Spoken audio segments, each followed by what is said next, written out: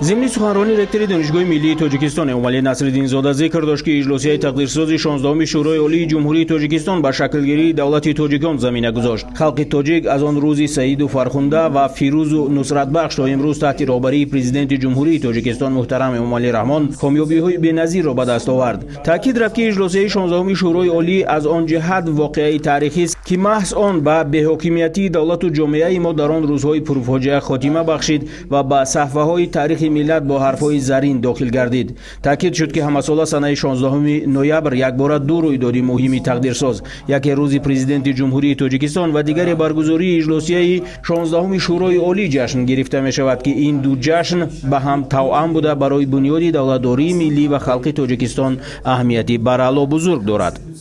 در واقع اجلاسیه 16 شورای عالی جمهوری تاجیکستان را اجلاسیه تقدیرساز می‌نامند. در واقع این برای ملت تاجیک یک سرنوشت، یک تقدیر ساخت که راه آینده ملت را روشن و برای جهانیان معرفی نمود. و امروز ما اهل ساکنان و اهل جمهوری تاجیکستان را ضرور است که سنه 16 یعنی اجلاسیه 16 را محترم بشماریم و اهمیتش برای ما است که امروز در تاریخ سیاسی دوره نوین جمهوری تاجیکستان یک سنه نو با نام 16 نوامبر ظهور کرد و در تاریخ این باید به خط زرین نوشته شود. برای چی؟ برای آنکه در این روز 16 در این اجلاسیه تقدیرساز همچون رئیس شورای عالی جمهوری تاجیکستان امومالی رحمان انتخاب گردید و از این سنه کشف این چهره مهم سیاسی در سرنوشت خلق تاجیک در تقدیر ماده آن نقش حل کننده بودید و همین خاطر امروز ارجگذاری به این سنه همچون روز پرزیدنت که قبول گردید برای ما مایه افتخار است و ما باید این روز را چون از عیدهای دیگری کسبیمان بیشتر احترام گذاریم، قدر نماییم و در دایره بسیار وسیع و مشترک ما این روز را تجلیل نماییم. ما در عرفه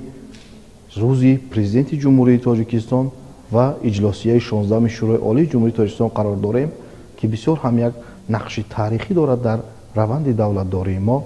من در همین زمینه گفتنی هستم که سابق دبیر کلی سازمان ملل متحد کوفی آنان در یک برآمد خود گفته بود که امروز راهبران جهان از صلح تاجیکان عبرت بگیرد که در آن زمینه محض راهبری پرزیدنت محبوب ما محترم جناب عالی است که محض امروز جهانیان میتوانند که برای برقرار کردن صلح و ثبات در کشور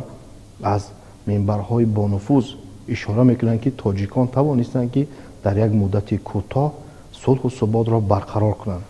رئیس کمیته اجرایی حرکت وحدت ملی و احیای تاجیکستان رودابای مکرم ضمن سخنرانی ابراز داشت که محض با کوشش‌های پیگیرانه پرزیدنت جمهوری تاجیکستان محترم امومالی رحمان در تمام ساحه‌های حیات جامعه دگرگونی‌های نظررس به وجود آمدند. او افزود که برای تامین صلح و برقرار نمودن اینفراساختور دولت اجلاسیه 16 شورای عالی جمهوری تاجیکستان برای خلق تاجیک نقش تقدیرساز بازیده است. تذکر داده شد که دستاوردهای بزرگ استقلال دولتی جمهوری تاجیکستان، پیشرفت و شکوفایی، وحدت و یگانگی و آبرو و نفوذ تاجیکستان صاحب استقلال در عرصه بین المللی، سازندگی و بنیادکاری، این همه ثمره زحمت و تلاش‌های شبانه روزی فرزند فرزانه ملت پرزیدنت جمهوری تاجیکستان محترم امومالی رحمان میباشد. خادم دولتی رفیق موسی و ضمن سخنرانی ذکر داشت که اجلاسیه 16 شورای عالی جمهوری تاجیکستان عکس العمل علیه زورآوری داخلی و فتنه خارجی بوده، واکنش در مقابل اندیشه‌های تحمیلی از کشورهای خارجی به ما بارگردیده محسوب می‌یافت و از همه اساسی سرآغاز مرحله نوی اختیارداری قدرت در تهیه و راهاندازی شدن نظام سیاسی نوبسته و مستقل در حدود کشورمان ارزیابی میشد.